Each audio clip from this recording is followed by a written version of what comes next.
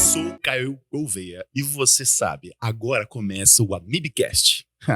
E hoje quem vem tomar café comigo, pelo menos uma pessoa vem tomar café comigo, porque a outra não toma café, para falar de um tema fantástico, que é quais as principais habilidades do intensivista atualmente.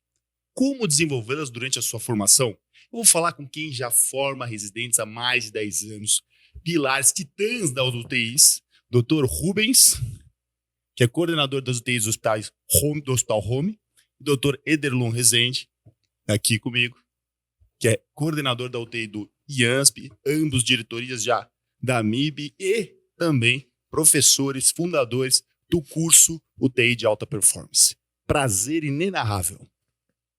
Igualmente, Caio, é um prazer estar aqui com você e essa oportunidade de falar de um tema que nunca esteve tão atual.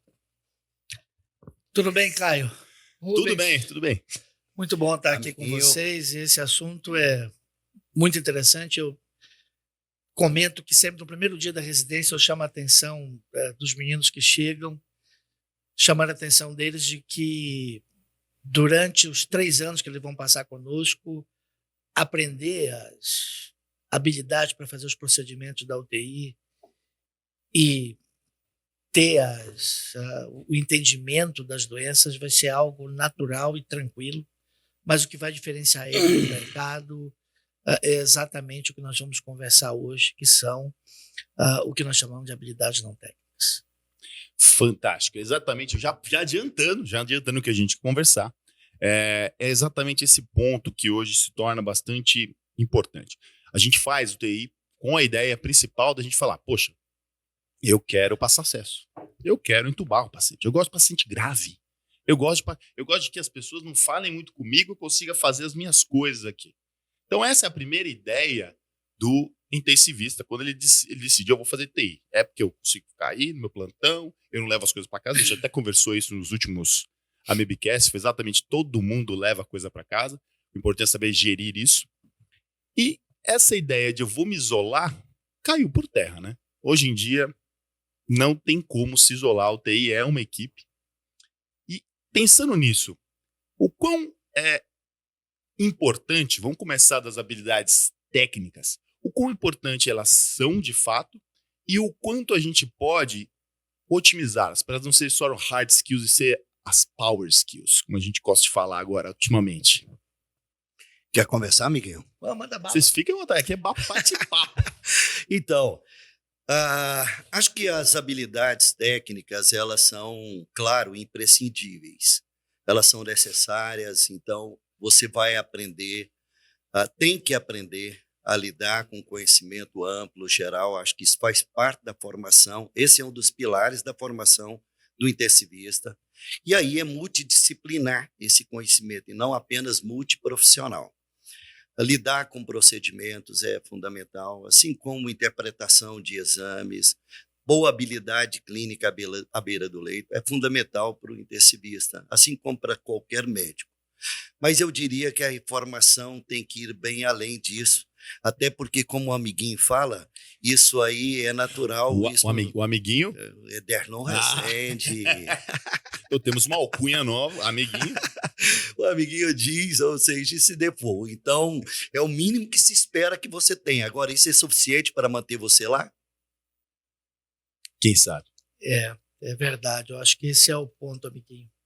Eu diria que o Caio foi generoso em falar há 10 anos na formação de residentes, tem mais de 20 seguramente. E há 20 anos atrás, eu confesso que eu ficava empolgado com a perspectiva de meu residente ser tecnicamente diferenciado. Mas eu tenho observado ao longo dos anos que muitos dos meus ex-residentes se destacaram em atividades que são muito afins com a terapia intensiva, como executivos, como gestores, apresentadores de programa. E isso tudo, de alguma forma, me fez pensar diferente, que talvez o aprendizado só se complete quando o conhecimento técnico deles estiver junto a isso, essas habilidades não técnicas, que é o conceito aí do power skill, habilidade de poder, que na definição é quando você junta a tua habilidade técnica mais a habilidade não técnica. Esse é o profissional hoje cobiçado pelo mercado. Sem dúvida. Então, e nem nessa mesma toada, a gente está buscando, isso é uma coisa importante que a gente falou sobre carreira, falou sobre frustração, burnout, sempre falando sobre isso. E essa ideia do profissional ter algo a mais do que a parte técnica, dá abertura para ele procurar caminhos, às vezes até diferentes, na verdade, não completamente fora, mas paralelos à terapia intensiva. E aí eu volto àquela ideia. O quanto esse trabalho é difícil nesses momentos de formar os intensivistas. Formar agora ainda que é o intensivista que sai diretamente da faculdade. Esse é o maior desafio. E talvez eu nem relacione isso à ideia da especialidade como Temporal. acesso direto. Acho que esse é o maior desafio porque nós, quanto sociedade, não paramos para pensar ainda na necessidade de que isso seja algo curricular, de que a gente inclua na formação do nosso residente essa preocupação no treinamento de habilidades não técnicas. A própria AMIB mesmo, nos cursos que ela oferece, ela começa a engatinhar nesse sentido. Nós temos alguns cursos que focam nesse desenvolvimento de habilidades não técnicas, como, por exemplo, o Palio, né, um curso bom nesse sentido, o CRM, o próprio Construindo uma UTI de alta performance. E nós observamos que os alunos que participam desses cursos, eles saem com a cabeça diferente, eles saem com uma nova motivação, eles saem com uma visão diferente. Então, acho que a ordem do dia agora é discutirmos de que maneira tornar isso regular dentro dos nossos programas de formação. Só colaborando aí um pouquinho com a fala do amiguinho, tem uma questão que eu acho que é fundamental. Acho que as universidades, as graduações hoje têm se preocupado ao longo do tempo, eu acho que isso é cultural, não é culpa de faculdade, não é culpa do sistema de ensino, eu acho que é uma falha no sistema de formação dos médicos como um todo. Essas habilidades deveriam ser plantadas lá um pouco antes, para que elas pudessem ser traduzidas em algo real ao longo do tempo. Seja na pós-graduação, seja na residência, seja onde você pudesse estar. Então, habilidades como comunicação, lidar com conflitos, habilidades que te faz trabalhar melhor em equipe, são fundamentais. A história do médico ser hoje o que eu faço do meu jeito, aqui sou eu, exatamente.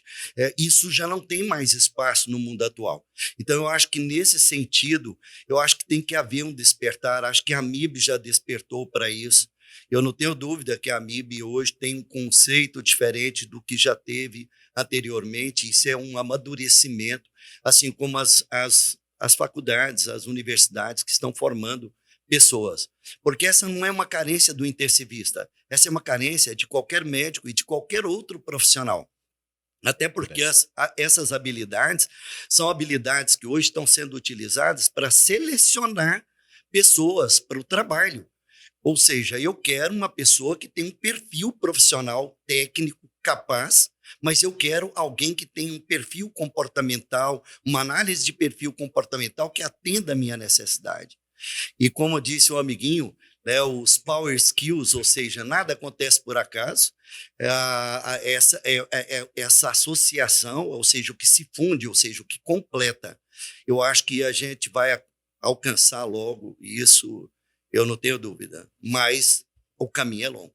Sabe que há algum tempo eu venho tentando uma atividade e o amiguinho tem acompanhado agora, que é uma reunião semanal com os residentes, que nós demos o nome aí de reunião do Mindset, que tem um propósito de não discutir aspectos clínicos do manejo do paciente, mas simplesmente introduzir eles nesse mundo das habilidades não técnicas, fazer eles pensarem sobre isso, discutir sobre liderança, discutir sobre negociação, discutir sobre comunicação não violenta, aprender a dar feedback, desenvolver a capacidade deles de trabalho em equipe, enfim. E isso tem sido algo curioso, porque no primeiro momento, quando eles são chamados para a ideia de uma atividade que não envolve a discussão sobre o swangans ou a ventilação mecânica, há uma resistência inicial. Maior. Mas a partir do momento que eles começam a acompanhar aquilo, eu tenho percebido, não sei se o amiguinho também tem observado isso, o interesse é muito grande e eles começam a demandar isso. Chega segunda-feira de manhã, eles já me perguntam que horas vai ser hoje a reunião do Mindset e muitas vezes curioso para saber qual vai ser o assunto a ser abordado. É isso aí. E tudo que é bom a gente tem que repetir. Exato. Né? Então Sua experiência. Exatamente. Então, quando o amiguinho compartilhou comigo, eu disse, eu vou ter um Mindset com os meus residentes. Hoje o nosso Mindset acontece às quintas-feiras. No começo, senti que todo mundo ficou um pouco resistente. Eu me lembro que o segundo Mindset que eu falei com eles foi sobre alta confiabilidade. Era uma provocação, evidentemente, e eu mostrei um vídeo do porta-aviões. E aí ficou todo mundo assim, estupefato, né? Eu falei, ninguém quer saber nem por que eu mostrei, o que esse negócio tem a ver com a gente. E foi muito legal quando começaram a fazer associação. Olha, lembrei disso, daquilo outro. Então, eu desenvolvia nele o pensamento crítico de que ser bom médico é ir além. Para você ter uma noção, fizemos um sobre inteligência artificial recentemente, o impacto na saúde. Foi um sucesso. Agora todo mundo quer ir, sabe por quê? O último foi, você é boçal? Pesado isso aí, hein? Você é boçal? Esse aí teve. Foi esse o tema. Acho que e aí a gente descobre que a gente comete boçalidade sem saber ou sem pensar que aquilo é boçalidade. E aí fizemos uns flashes com muitos exemplos, né? E recentemente a gente teve um exemplo desse. Eu não sou partidário de futebol, mas um dos exemplos que você vê boçalidades, além da política, lamentavelmente, o ataque lá da torcida do Vasco no São Januário, a equipe, os torcedores, é um ato de boçalidade. Então, o episódio do Vini Júnior, lá na Espanha, é um ato de boçalidade. E a gente não se dá conta disso. Então, despertar esse interesse na cabeça dos meninos com mindset e estar formando a personalidade, porque isso é contribuir para a formação. Porque esse eu posso estimular, eu não te dou, mas eu te estimulo. O outro não. O outro eu te ofereço, te faço fazer um curso e você vai sair de lá funcionando, pelo menos tinindo, como diz lá em Goiás. E você sabe que a gente troca umas figurinhas nesses nossos mindsets, e eu fiz esse do boçal, e a gente usa materiais inusitados para poder abrir a discussão. E óbvio, como você está desenvolvendo habilidade não técnica, você tem que fugir do padrão habitual das aulas de PowerPoint, ou da discussão de artigo. Até pode acontecer, já aconteceu algumas vezes, mas nesse do boçal eu utilizei um vídeo do Porta dos Fundos, em que contava a história do cara que estacionou ocupando 2 vagas de estacionamento com o carro dele, uma Maserati, e isso viralizou pela maneira como o cara conduziu isso. Enfim, mas o objetivo final é fazer com que a turma pense diferente, né? Que abra a sua cabeça, pense fora da casinha. E claro que isso, uma vez conseguido, cria um profissional diferente, cria um profissional que vai ter uma maior capacidade de empatia, cria um profissional que, se ele desenvolve escutativa, ele vai certamente criar links mais fortes com pacientes e família. E é disso que a gente precisa, né? A gente precisa transformar essa nossa equipe para ter uma medicina intensiva que a gente fala que vira meio que jargão, humanizada, etc. Mas a gente só vai conseguir isso quando a gente conseguir que nossos profissionais estejam treinados para isso, né? É verdade. E casualmente, esse do boçal, amiguinho me cedeu o vídeo, eu falei provocação. E eu tenho feito os nossos mindset em formato de storytelling. Então, é contar historinha, tal, este figure e tal. E a gente vai usando os recursos que tem. E, casualmente, no meu prédio, na semana anterior ao nosso Mindset, uma Lamborghini de 2,5 milhões de reais, parada em 2 vagas. Eu mandei as fotos na mesma hora para o amiguinho, tá vendo como as coisas se repetem? Então, isso não é o acaso, então são boçalidades. Eu não respeito o espaço dos outros. Esse carro, como disse o dono lá do carro, é um carro muito caro, e imaginou estragar um negocinho na porta, vai custar uma fortuna. Então, desenvolver esse pensamento tem a ver também com as habilidades que hoje é mais exigida daqui nos próximos 5 anos, que é lá do Fórum de Davos, que aparenta lá, das habilidades é desenvolvimento de pensamento crítico. Aliás, é o primeiro delas, né, o desenvolvimento de pensamento crítico. Eu acho que essa interlocução, compartilhar isso e poder promover um pouquinho do desenvolvimento na cabeça dos nossos formandos em especializandos, eu acho que é uma contribuição assim sem preço na medicina intensiva. Mas, Caio, não estamos deixando você falar. Não, eu acho que vocês... Para mim é melhor, né? Porque o trabalho fica mais tranquilo. Mas vou voltar a falar, porque sabe que eu sou tagarela nesse negócio. De qualquer forma, falamos bastante disso. Mas vou dar um exemplo de um intensivista, amigo meu,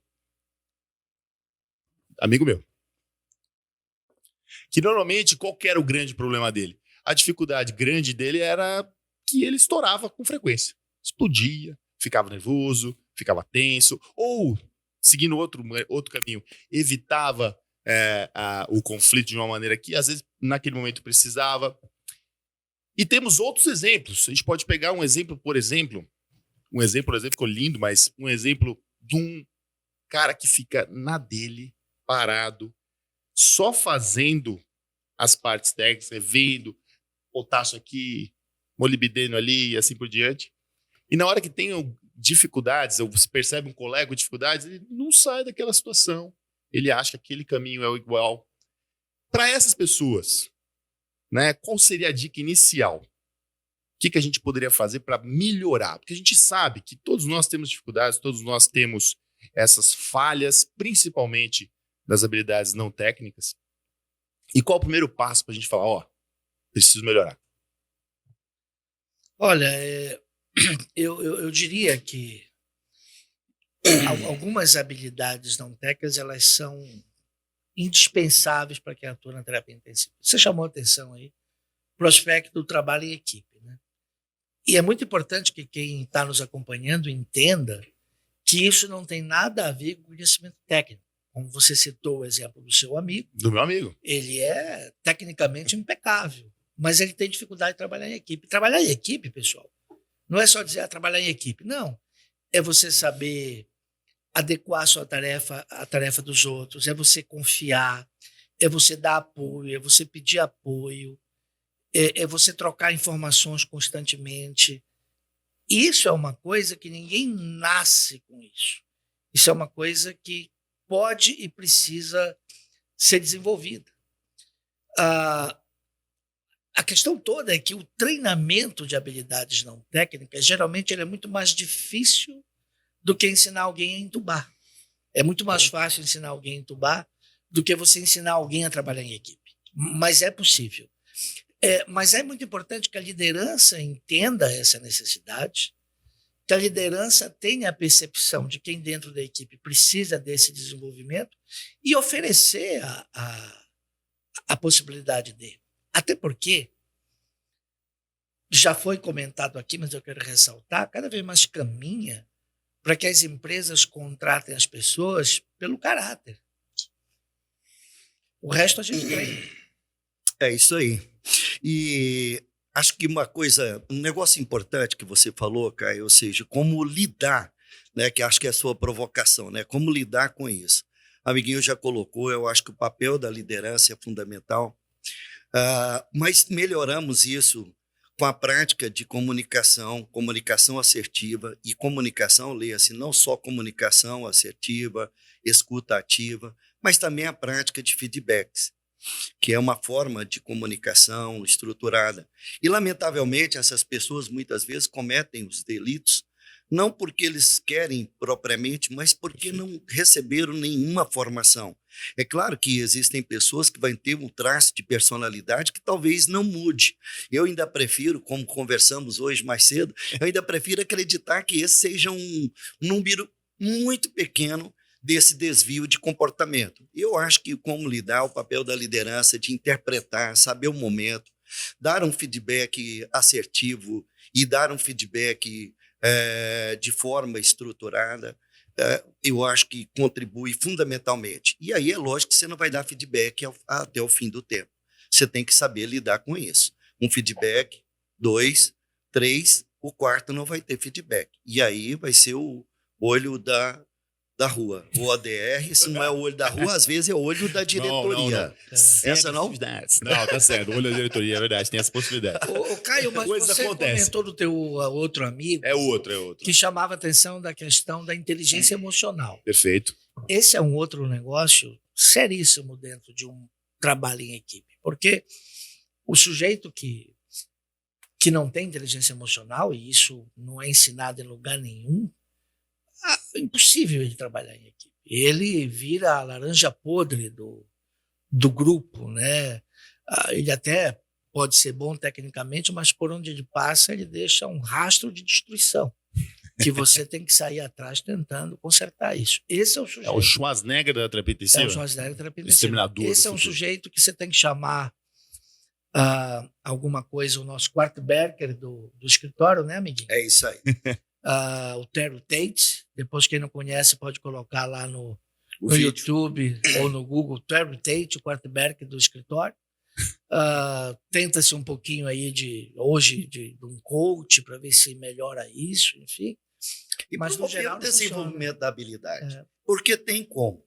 Desculpa, amigo. Não, Promover o desenvolvimento. A gente pode promover, igual eu disse. Essa eu não vou te dar, mas eu posso te incentivar. Ou procurar, seja o coaching, ou seja outro método. Faça cursos que promovam esse tipo de desenvolvimento. Eu até aqui, aproveitando o gancho, me acabou de ocorrer uma coisa.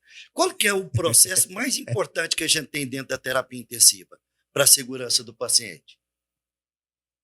Lavagem de mãos. Então, eu não vou falar de um curso de punção sem antes falar da lavagem da mão. Eu não vou fazer um curso de PAV sem antes falar da lavagem da mão. Então, esse é um assunto que deveria permear todos os cursos. Porque muitas vezes a gente, no intuito de fazer a pessoa compreender algo tecnicamente, a gente deixa de dar um exemplo de bom atendimento. Junto com o nosso mindset, eu introduzi lá uma prática que isso faz parte assim acho que faz parte da formação de qualquer médico. Eu digo para o primeiro dia dos internos que roda, residente externo, porque os meus já escutam isso todos os dias, os meninos que trabalham comigo, eu digo os meninos carinhosamente, porque são equipes jovens, eu sempre digo, agradeça todos os dias a cada um dos pacientes que você teve a oportunidade de aprender algo novo aqui hoje. Ele te aceitou, submeteu a você a possibilidade. Então, agradeça, seja respeitoso, generoso. Isso pode vir de qualquer lado. Então, fazer isso é uma prática que deixa você se sentindo bem com você.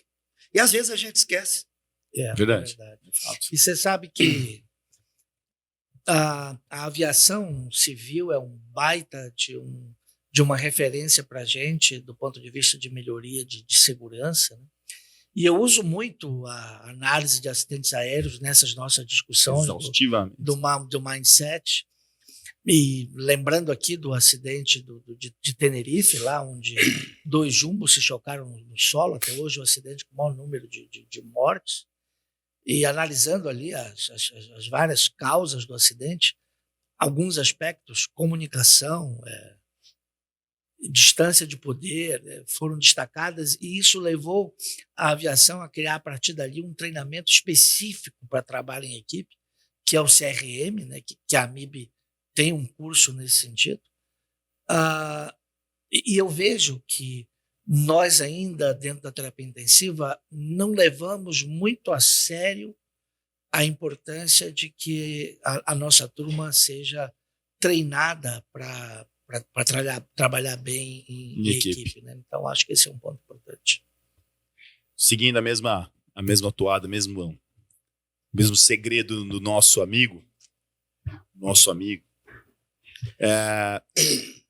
A dificuldade nessas situações que a gente percebe, a gente muitas vezes não percebe que o problema que está ocorrendo é com a gente. Né? Quando a gente vive um dilema, principalmente desse ponto de emocional, né? De lidar com as suas coisas, suas dificuldades emocionais, ou de relacionamento, de comunicação, a gente raramente acha que o problema é com a gente. E nesse ponto, óbvio, o que eu tenho que fazer? Escutar. Eu preciso escutar mais do que falar. Isso sem dúvida. Mas aí chega aquela velha história. Quando eu faço isso? E como a liderança, gente, formadores de intensivistas, formadores de profissionais, na verdade, podem quebrar essa casquinha do orgulho que eles cada vez aumenta mais ainda essa barreira para a gente conseguir promover essa mudança. Porque não existe coach, terapia, aula, se a gente não... E nós vamos falar assim, preciso mudar, preciso vencer. E acho que o papel da liderança nesse ponto é fundamental. E aí acho que tem um problema, Caio. Eu acho aí, fazendo uma meia-culpa, eu acho que com frequência a liderança peca nisso. Porque você tem esse sujeito e é muito comum que ele vá embora sem que tenha ficado claro para ele qual o motivo dele ir embora. Às vezes é mais confortável isso. Fica... E ele sai sem saber por que saiu e geralmente sai com o sentimento de que foi injustiçado e o problema se mantém. Eu costumo dizer para os meus residentes, eu não tenho dúvida, eu costumo dizer para os residentes que vocês aqui têm que ser o espelho. Se eu não posso alcançar todo mundo, e de fato, como amiguinho, a forma sua de expressar, lembra isso, eu não vou ter perna para alcançar todo mundo, embora seja o nosso desejo. Eu queria que cada um fizesse individualmente, cada vez por grupos, a gente fizesse um grupo, fizesse uma formação, um estímulo de formação. Mas se eu conseguir, de 4 eu conseguir plantar em 1, valeu muito a pena. Se eu conseguir plantar em 2, já é um grande êxito. Se eu conseguir plantar em 3, eu já estou quase dormindo com a cabeça fresca. Eu costumo dizer para eles, vocês estão em formação, sobretudo para o residente, já pegando o gancho do nosso tópico aqui, vocês têm que ser o espelho. Vocês têm que ser o espelho. Então não dá para admitir que o residente deslize em não paramentar, não dá para aceitar que o residente não lave a mão, que entre num procedimento de qualquer forma. Não posso aceitar isso. Que muito menos seja ele o causador do conflito. Ele tem que buscar ser o mediador. E já pegando um pouco do gancho que o amiguinho falou, muitas vezes disso acontece porque não se preocupa. Mas, de novo, voltando à formação, você teve algum curso para formação de lidar com crise? Então, assim, a gente se pergunta, quantas vezes eu me deparei com a crise e agora eu estou preparado para lidar com a crise? Na aviação, que o amiguinho falou, quando tem crise, o que eles fazem? Pede ajuda.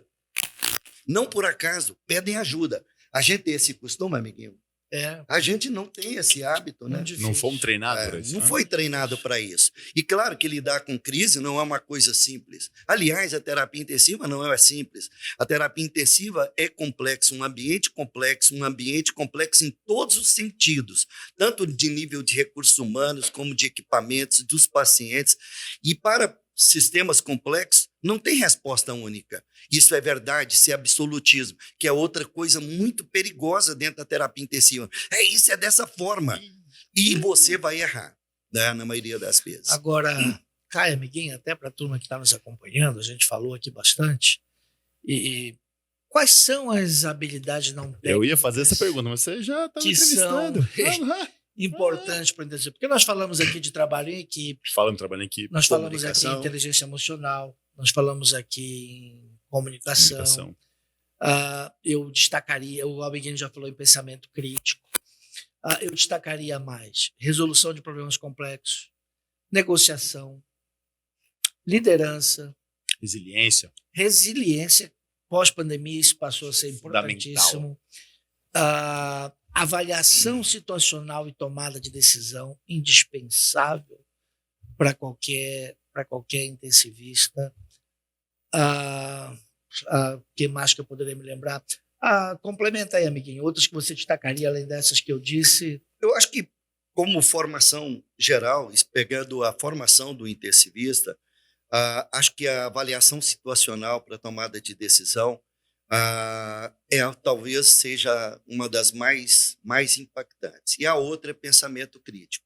É lógico que todas são muito importantes, mas se eu tivesse de escolher por estímulo de formação, eu acho que eu começaria por aí, porque quando eu faço análise situacional, eu tenho que ter boa habilidade de percepção, boa habilidade de escuta, boa habilidade de fala assertiva, né? Então, eu junto com o meu time, eu vou pensar melhor. E talvez uma outra habilidade que talvez pudesse somar, além de tudo que você falou, pensar que a minha formação individualmente, ela tem um impacto no sistema. Então, seria fazer uma análise organizacional, da percepção de organização, como eu contribuo para essa organização desse sistema que eu estou inserido. E o desenvolvimento de inteligência emocional, a gente sempre fala, parece que é muito raso, né? Parece que é muito raso, mas essa é mais individual. Eu posso te estimular, mas eu iria até adicionar o autoconhecimento, porque aí tudo isso vira verdade e não algo, como eu posso dizer, pro forma. Porque a gente tende a fazer essas coisas de humanização, tende a fazer essa ideia de soft skills, power skills, muito pro forma, né? Muito de livro, muito que é importante, a teoria sim é importante, mas o autoconhecimento eu colocaria entre uma das opções, porque é só assim que a gente vai saber, poxa, eu tô errando, o problema é aqui comigo. Eu acho que é isso, Caio. Em cima de todas essas habilidades que a gente citou, acho que cada um deveria fazer uma autoavaliação e ver, poxa, qual dessas habilidades que eu tenho bem desenvolvidas? Qual dessas que eu devo buscar desenvolver? E isso hoje, pessoal, tem muita informação que pode te ajudar nesse tipo de desenvolvimento. Repito, não é muito fácil o treinamento disso, mas é factível você desenvolver. E isso é o que diferencia o profissional hoje. Independente de você ser médico, piloto de avião, executivo de uma grande empresa, você vai ser reconhecido no mercado não apenas pelo teu conhecimento técnico, mas a junção disso com as habilidades não técnicas que vão criar em você um profissional que tem habilidades de poder, ou power skills, como a gente diz hoje. E interessante que vem na mente, né? É muito gostoso falar desses temas. Eu não sei, eu e o amiguinho, a gente é um apaixonado por isso, então acho que por isso que é tão gostoso falar disso. Se você tem habilidades que você reconhece serem boas, tire bom proveito delas, porque tem pessoas que têm habilidades muito bem desenvolvidas, ou por timidez, ou por falta de oportunidade, ou até por estar numa instituição que a cultura não é compartilhar muito, ela se encolhe. Não tenha medo, tire o melhor das suas. Forme aquelas que você entende que está mais deficiente em você, para que você possa tirar o melhor interesse daquilo. Então, buscar essa identificação, como o amiguinho já disse, eu acho que é lembrar que a gente tem esse caminho. Eu vou tirar bom proveito, vou me formar ou vou me interessar em melhorar aquelas que eu não tenho tão desenvolvidas assim, para que eu possa buscar o status do equilíbrio. Porque se a gente for buscar resiliência, os conceitos, tem conceitos homéricos em todos os sentidos de resiliência. Mas, como eu já disse para o amiguinho, eu gosto muito do conceito de resiliência, que é a volta ao seu estado de equilíbrio.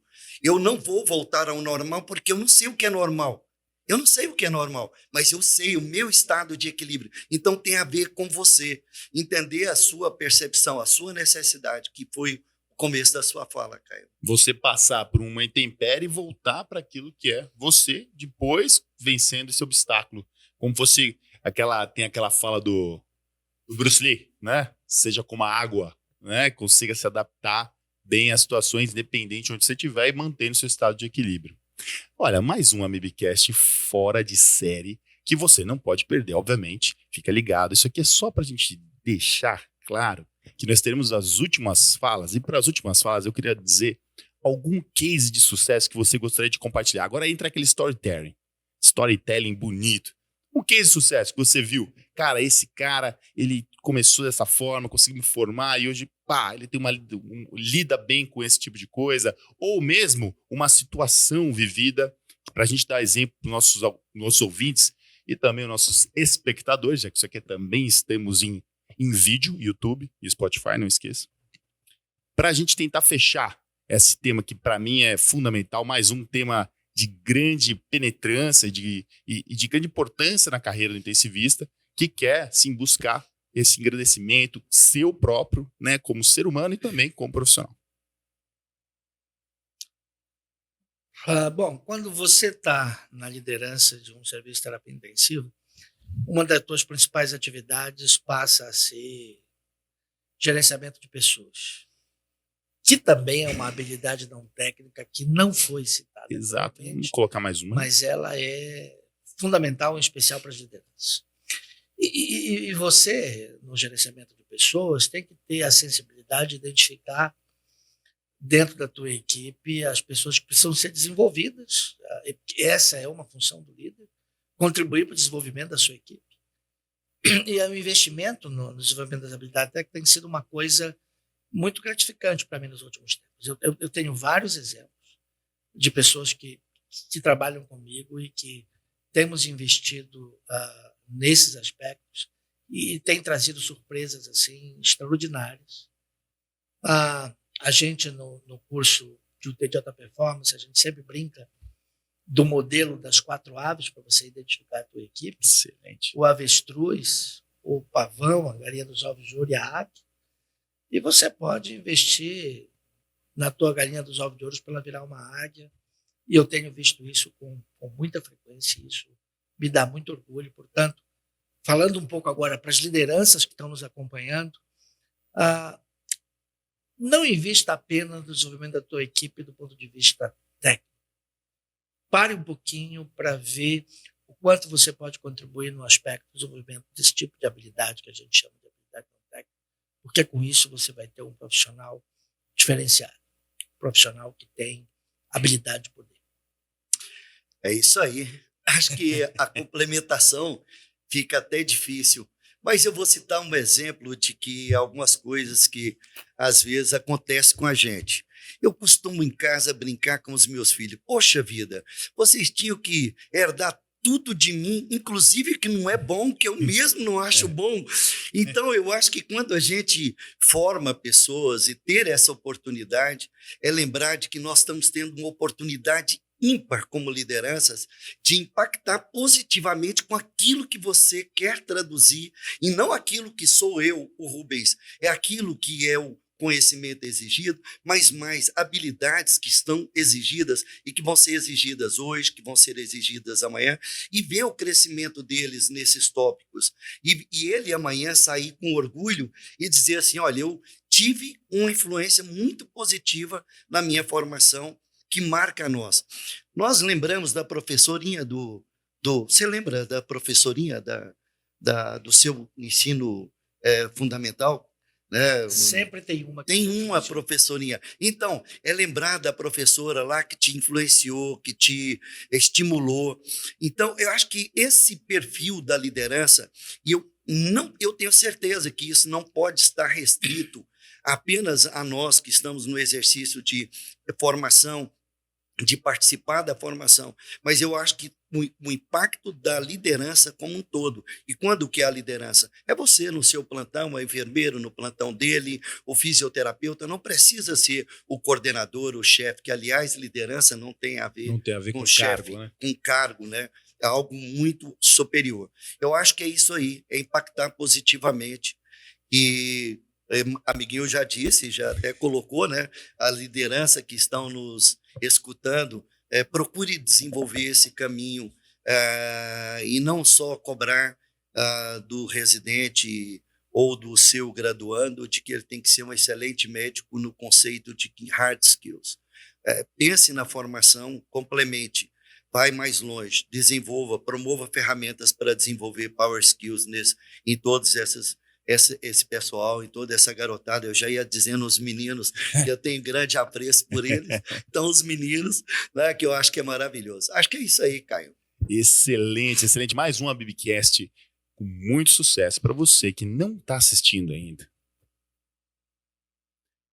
Veja esse. Lideranças, não esqueçam de prestar atenção em cada um dos pontos discutidos aqui. E aqui temos mais um Ambibcast e quem vem tomar café comigo?